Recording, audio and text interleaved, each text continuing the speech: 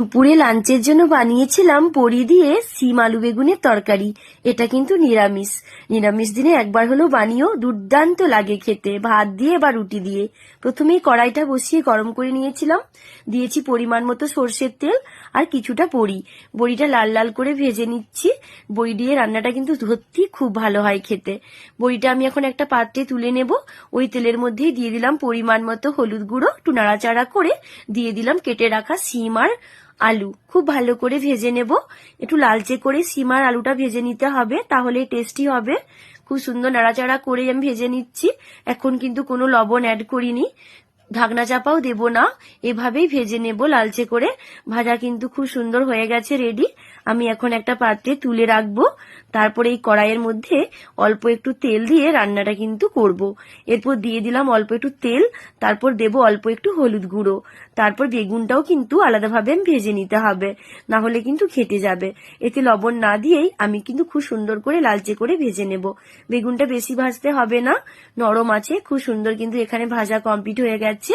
একটু পাত্রে তুলে রাখবো। তারপর ওই কড়াইয়ের মধ্যে আরো কিছুটা তেল অ্যাড করব। তারপর এই কড়াইয়ে দিয়ে দেব কালো জিরে ফোড়ন আর দেব একটুখানি শুকনো লঙ্কা। খুব ভালো করে নাড়াচাড়া করে ভেজে অল্প একটু হলুদ গুঁড়োটা দিয়ে নাড়াচাড়া করে দিয়ে দেব একটা গোটা টমেটো কেটে রাখা। খুব সুন্দর নাড়াচাড়া করব। বেশ কিছুক্ষণ নাড়াচাড়া করে কিন্তু টমেটোটা ভেজে নিতে হবে। তারপর দিয়ে দেব বেটে রাখা আদা। খুব ভালো করে একটু ভেজে নেব আদাটাকে, যদিও কাঁচা গন্ধটা আদার যেন চলে যায়, তাহলে কিন্তু ভালো লাগবে। খুব সুন্দর তেলে কিন্তু ভাজা কমপ্লিট। এখন দিয়ে দিলাম গুঁড়ো মশলাগুলো। দিয়েছি লঙ্কা গুঁড়ো আর হলুদ গুঁড়ো আর জিরে গুঁড়ো আর ধনে গুঁড়ো। অল্প একটু জল দিয়ে ভালো করে মশলাটা কষিয়ে নেব। খুব সুন্দর কষানো হচ্ছে এখানে, আর একটু নাড়াচাড়া করে নেব। তেল ছেড়ে বেরোলেই বুঝে নিতে হবে মশলা কিন্তু কষানো কমপ্লিট। এখন আমি দিয়ে দেব ভেজে রাখা বেগুন, আলু আর শিম। খুব ভালো করে নাড়াচাড়া করে এখানে মশলাটার সাথে সবজিটাকেও কষিয়ে নিতে হবে। যতক্ষণ ধরে কষাবে ততই কিন্তু রান্নার স্বাদ ভালো হবে। খুব সুন্দর কষানো হয়ে গেছে। দিয়ে দিলাম গরম জল। গরম জল দেওয়ার চেষ্টা করবে, গরম জল দিলে যে কোনো রান্নার স্বাদ কিন্তু দ্বিগুণ হয়। জোর গ্যাস দিয়ে একটুখানি ফোটাতে হবে। দিয়ে দিলাম স্বাদের ব্যালেন্সের জন্য লবণ। তারপর একটু নাড়াচাড়া করে আর একটুখানি ফুটিয়ে নিতে হবে। খুব সুন্দর এখানে ফুটে যাচ্ছে। ঝোলের কালারটাও কিন্তু খুব সুন্দর হয়েছে।